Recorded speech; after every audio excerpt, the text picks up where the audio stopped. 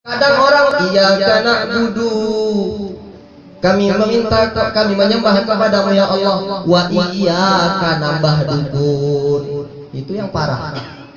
Nyembah sama Allah, minta pertolongan sama mbah dukun.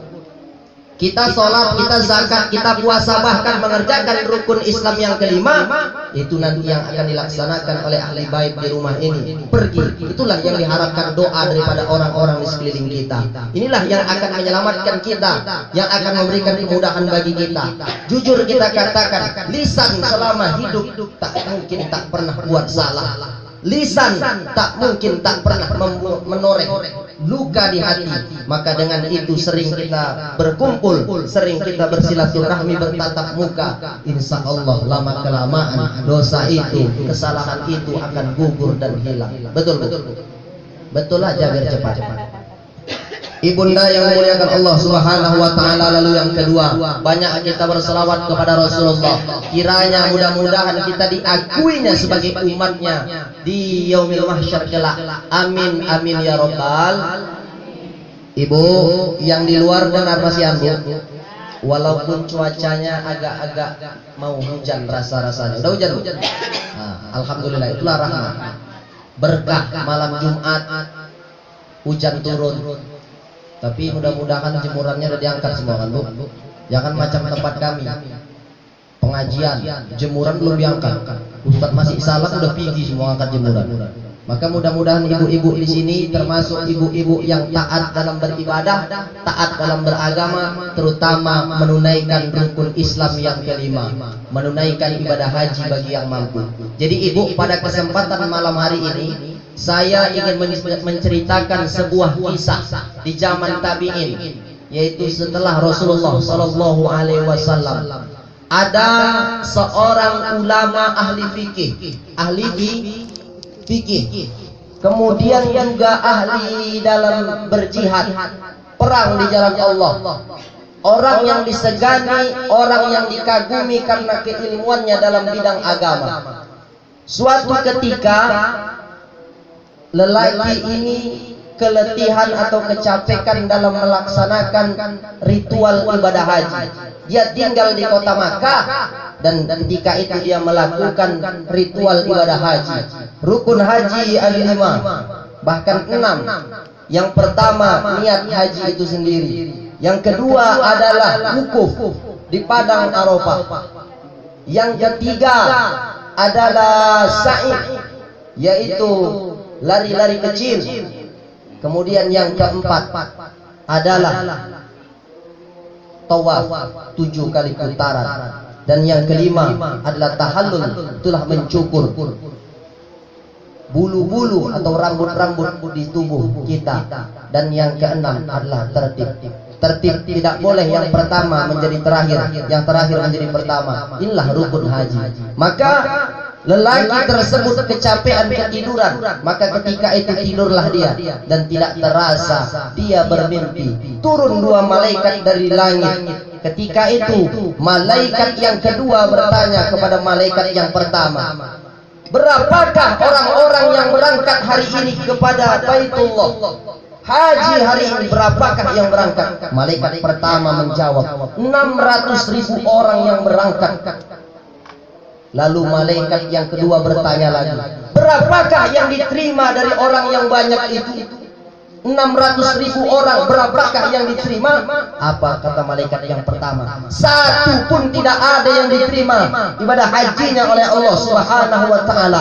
Mendengar perkataan malaikat yang pertama, seorang laki-laki itu gemetar badannya, gemetar tubuhnya. Siapa lelaki itu? Namanya adalah Abdullah bin Al-Mubarak. Siapa Bu?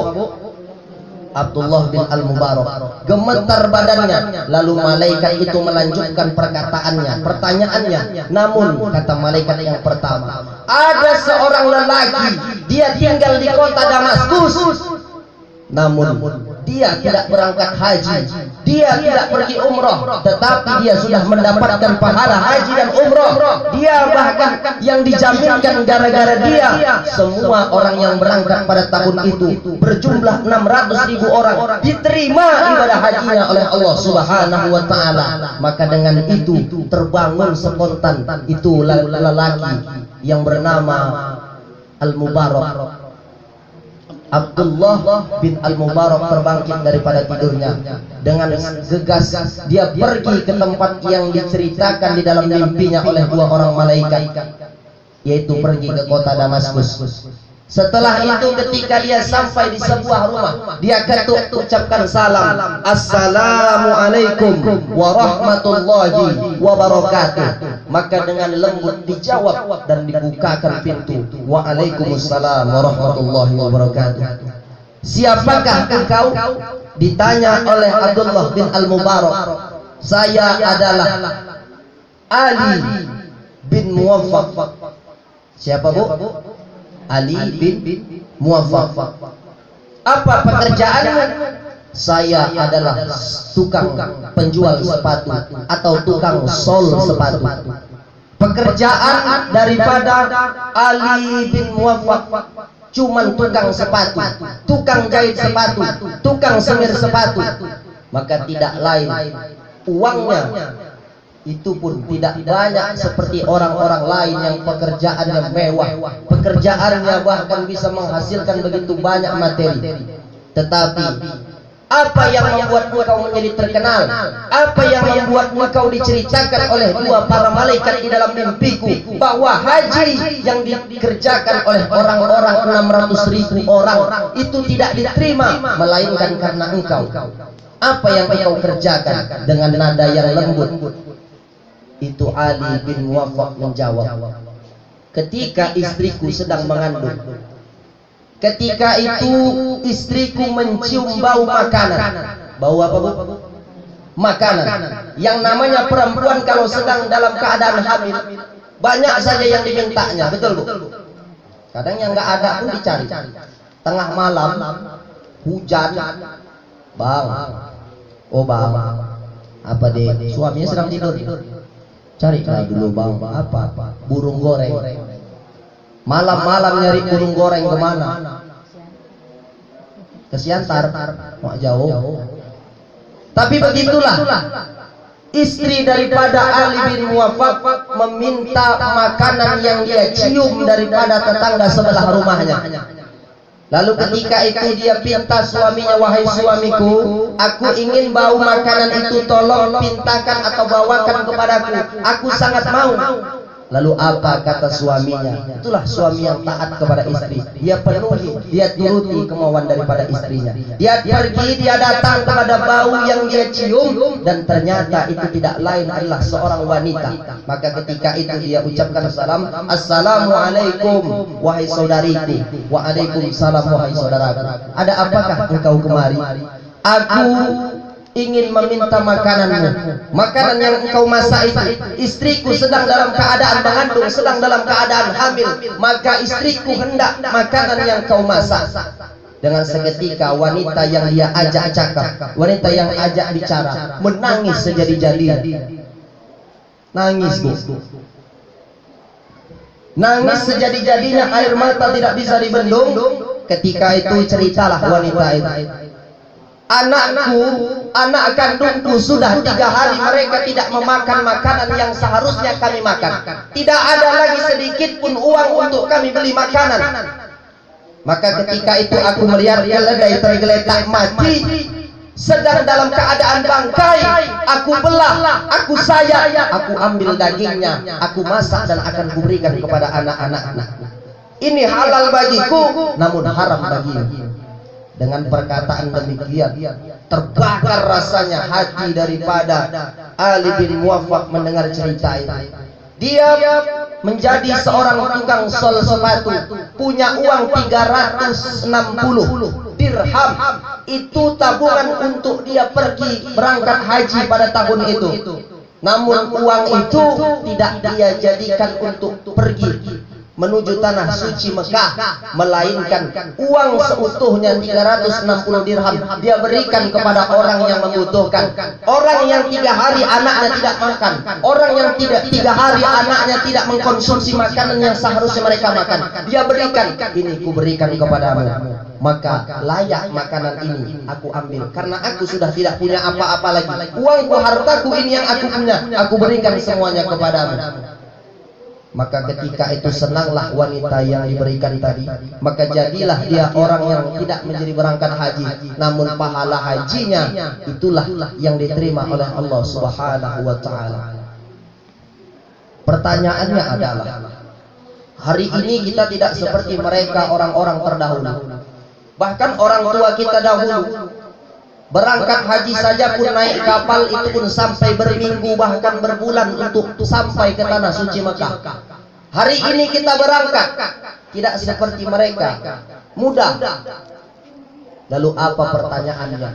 Di sekeliling kita bolak-balik, bahkan kita baru kali ini pergi berangkat ke tanah suci Mekah. Banyak saudara kita, banyak saudari kita, tetangga, jiran, depan, belakang, kiri, kanan yang membutuhkan pertolongan kita, terlebih anak yatim piatu yang tak berayah, tak beribu. Sudahkah kita menyenangkan hati mereka? Sudahkah kita menyenangkan bagaimana senangnya kita seperti anak-anak kita hari Lebaran diberikan baju, diberikan mainan? Tetapi pernahkah terbayang di hati kita mereka yatim piatu yang tak berayah, tak beribu? Kepada siapa mereka mengadu? Siapa yang hendak memberikan baju hari raya bagi mereka? Maka disinilah kita harus cerdik akhirat, mementingkan bagaimana di sekeliling kita banyak orang-orang yang memperdulikan, yang membutuhkan pertolongan kita. Maka itulah yang dikatakan oleh surah Al-Maun, ara'aital ladzi yukadzibu biddin. Tahukah kamu, kata Allah, siapa itu orang-orang yang pendusta agama? Hajinya dusta, puasanya dusta, umrohnya dusta, salatnya dusta. Ayatnya berlanjut, fadzalikal ladzi yad'ul yatim. Itulah mereka orang-orang yang selalu menghardik anak yatim, tidak memperdulikan nasib anak yatim, wala yahuddu ala ta'amil miskin, dan mereka enggan memberi makan kepada orang-orang miskin. Maka aku yakin dan percaya ibu-ibu kita, terlebih ahli bait di rumah ini yang hendak pergi ke tanah suci Mekah, kita doakan sudah disantuninya orang-orang di sekeliling kita. Tidak ada lagi kita dengar orang-orang yang kesusahan, terlebih adalah teman seakidah semuslim oleh kita. Amin. Ibu masih semangat, Bu? Ku dengar ibu-ibu ini berkaca-kaca. Kenapa? Apa karena suasananya hujan? Bu. Jadi tidak terasa, Bu. Kemarin kita baru saja Ramadan rasa-rasanya. Datang Syawal, halal bihalal. Masuk Dzulqa'dah. Dah masuk bulan Dzulhijjah. Tidak terasa masuk Idul Adha. 10 Dzulhijjah. Sembelih, potong hewan kurban. Pertanyaannya, Ibu, kita puasa diajarkan melatih kesabaran, melatih kejujuran. Kenapa saya bilang seperti itu? Kita wudhu di kamar mandi atau di toilet perempuan, wanita, kumur-kumur berapa kali? 3 kali, Ibu. Ibu keluarkan saja 1, 2-nya Ibu korupsi. Itu tetangga sebelah wudhu itu nggak tahu. Itulah namanya kita melatih kejujuran. Hanya Allah yang tahu.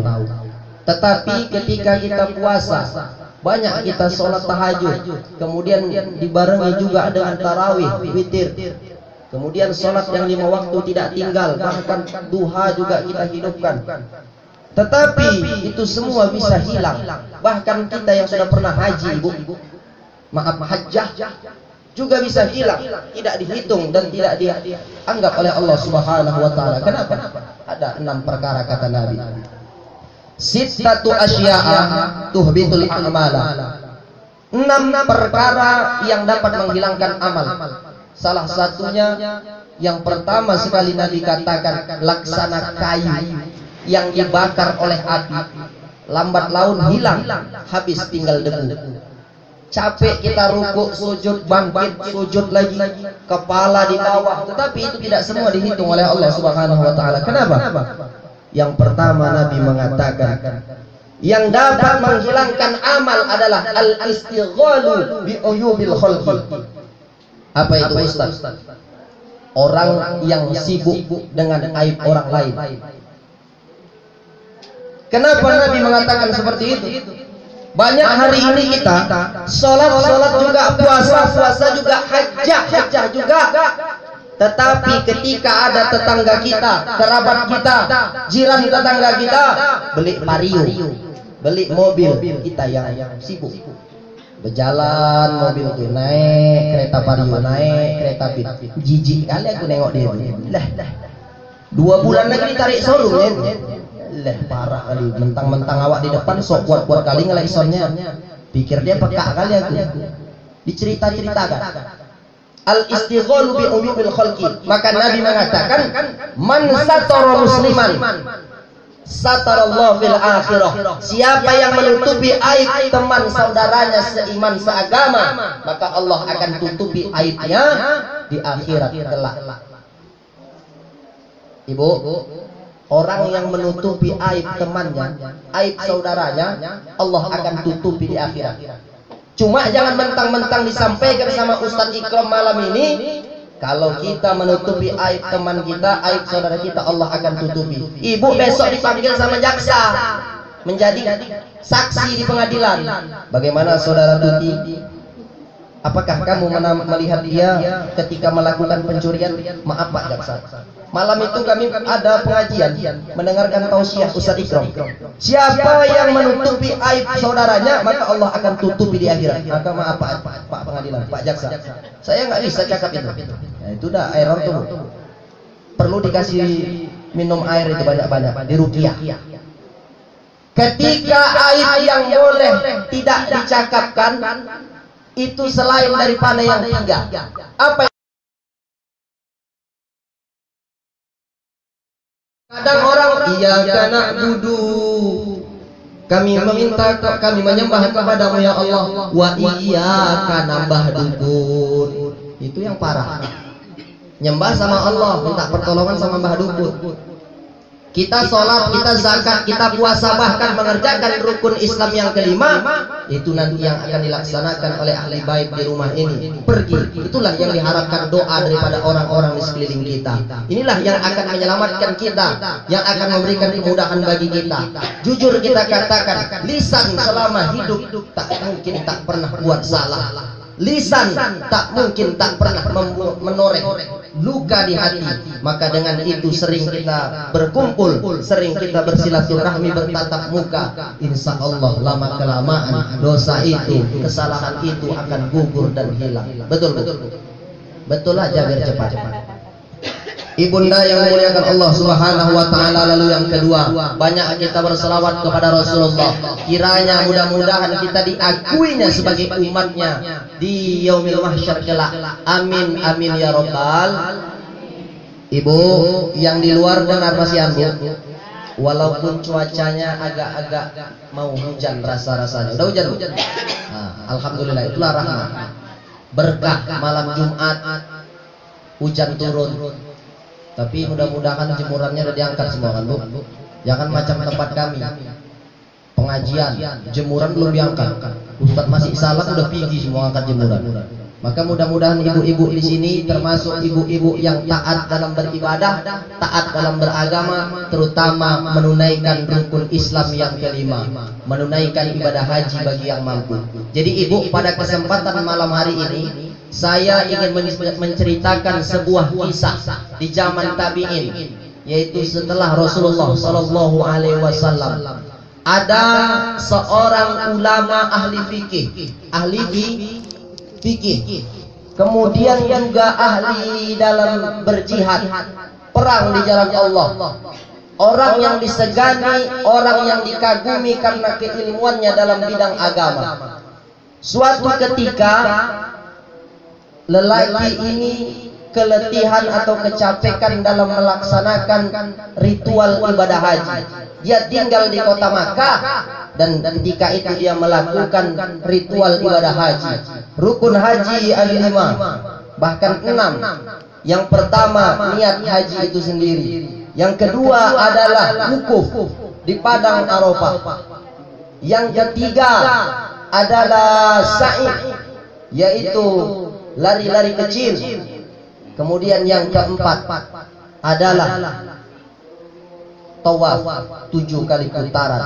Dan yang kelima adalah tahallul, itulah mencukur bulu-bulu atau rambut-rambut di tubuh kita. Dan yang keenam adalah tertib. Tertib tidak boleh yang pertama menjadi terakhir, yang terakhir menjadi pertama. Inilah rukun haji. Maka lelaki tersebut kecapean, ketiduran, maka ketika itu tidurlah dia, dan tidak terasa dia bermimpi. Turun dua malaikat dari langit. Ketika itu malaikat yang kedua bertanya kepada malaikat yang pertama, berapakah orang-orang yang berangkat hari ini kepada Baitullah? Haji hari ini berapakah yang berangkat? Malaikat pertama menjawab, 600.000 orang yang berangkat. Lalu malaikat yang kedua bertanya lagi, berapakah yang diterima dari orang yang banyak itu?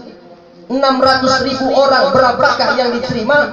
Apa kata malaikat yang pertama? Satu pun tidak ada yang diterima ibadah hajinya oleh Allah Subhanahu wa taala.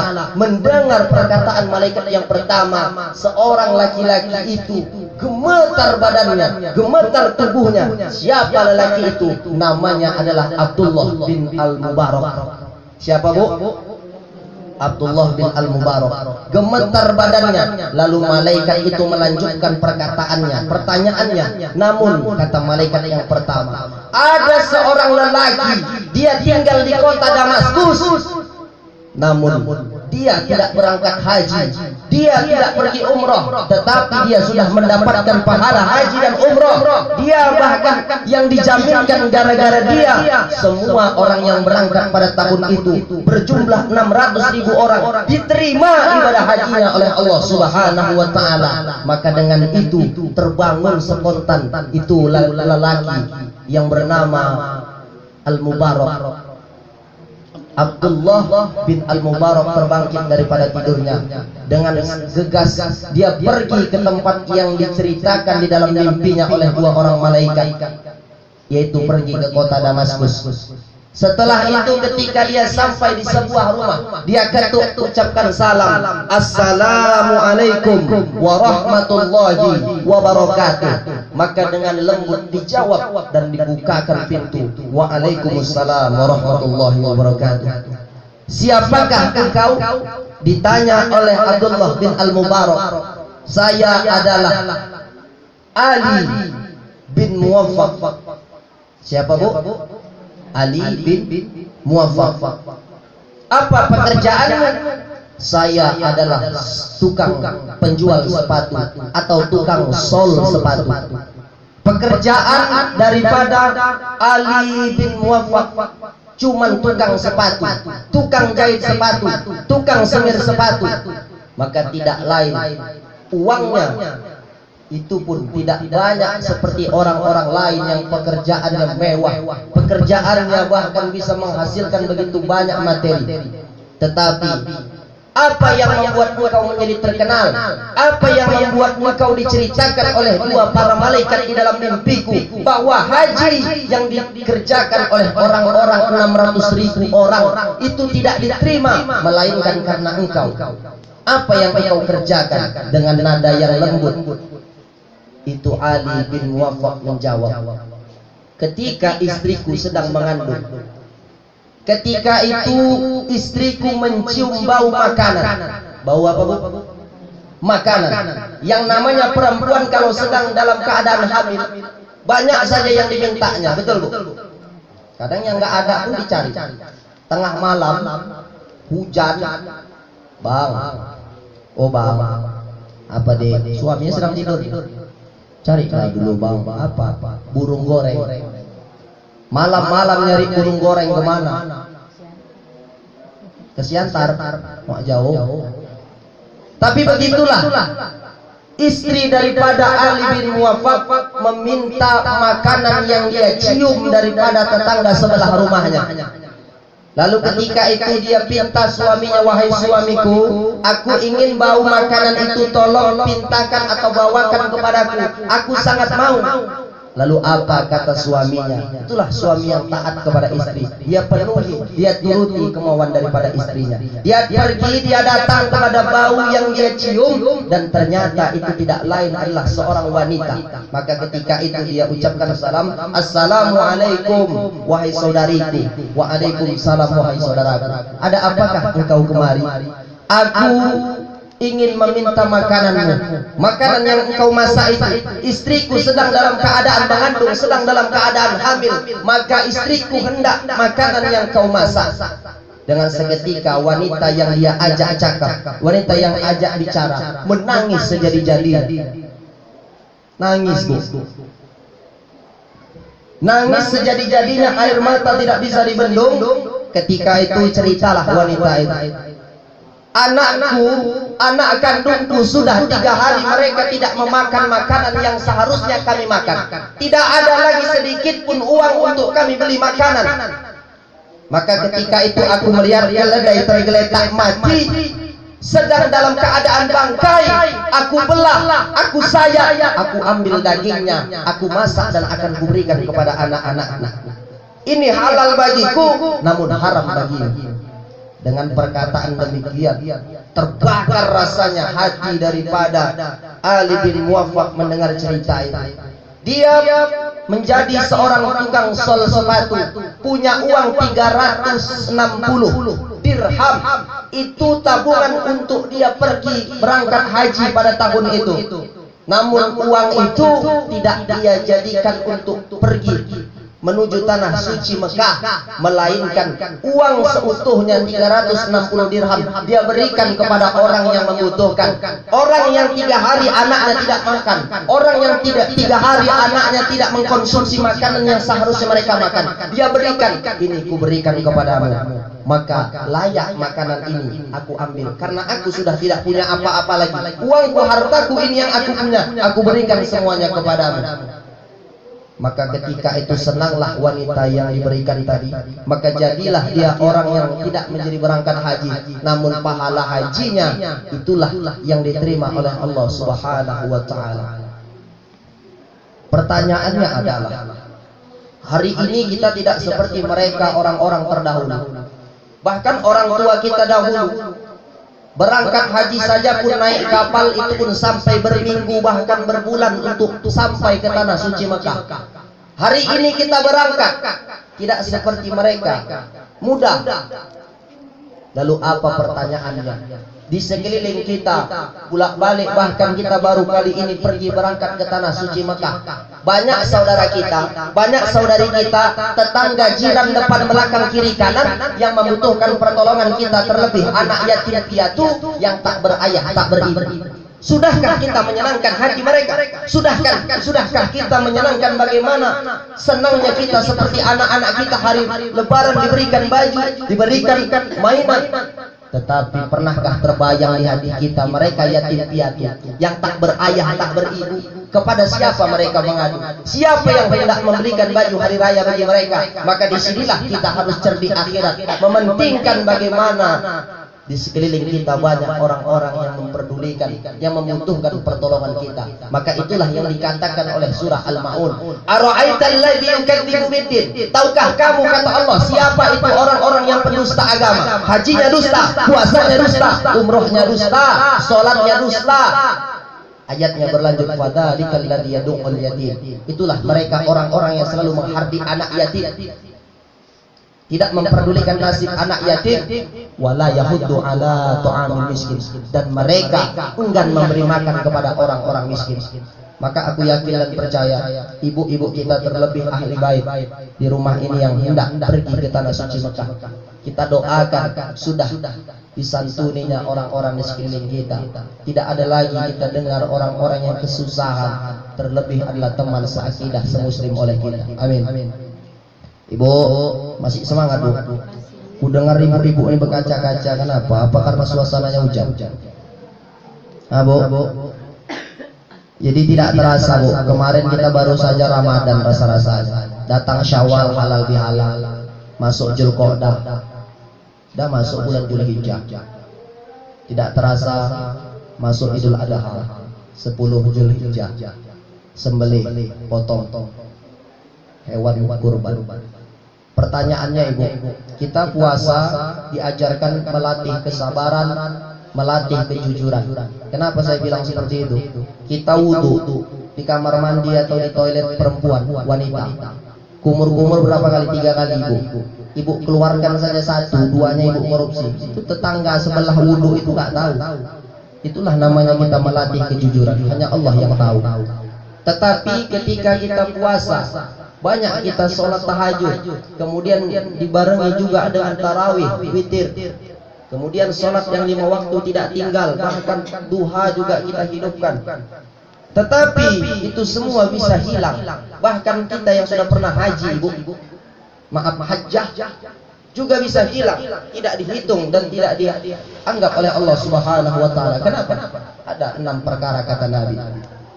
Sittatu asya'a tuhbitul a'mala. 6 perkara yang dapat menghilangkan amal. Salah satunya yang pertama sekali Nabi katakan, laksana kayu yang dibakar oleh api, lambat laun hilang, habis tinggal debu. Capek kita rukuk, sujud, bangkit, sujud lagi, kepala di bawah, tetapi itu tidak semua dihitung oleh Allah Subhanahu wa taala. Kenapa? Yang pertama Nabi mengatakan, yang dapat menghilangkan amal adalah al-istighalu bi uyubil khalqi. Apa itu Ustaz? Orang yang sibuk dengan aib orang lain. Kenapa Nabi mengatakan seperti itu? Banyak hari ini kita sholat juga, puasa juga, hajjah juga. Tetapi ketika ada tetangga kita, kerabat kita, jiran tetangga kita beli vario, beli mobil, kita yang sibuk berjalan, mobil itu naik, kereta vario naik, kereta fit. Jijik kali aku nengok dia itu. Lah, 2 bulan lagi ditarik showroom. Lah, parah kali, mentang-mentang awak di depan sok kuat-kuat kali ngelaisonnya. Pikir dia peka kali aku. Dicerita-ceritakan. Al-istighalu bi umumil khalqi. Maka Nabi mengatakan, man satara musliman satarallahu fil akhirah. Siapa yang menutupi aib teman saudaranya seiman seagama, maka Allah akan tutupi aibnya di akhirat kelak. Ibu, orang yang menutupi aib temannya, aib saudaranya, Allah akan tutupi di akhirat. Cuma jangan mentang-mentang disampaikan sama Ustadz Ikram malam ini, kalau kita menutupi aib teman kita, aib saudara kita, Allah akan tutupi. Ibu besok dipanggil sama jaksa menjadi saksi di pengadilan. Bagaimana saudara Tuti?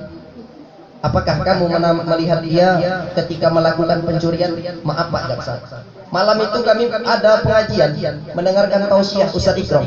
Siapa yang menutupi aib saudaranya, maka Allah akan tutupi di akhirat. Maka maaf Pak pengadilan, Pak Jaksa, saya nggak bisa cakap itu.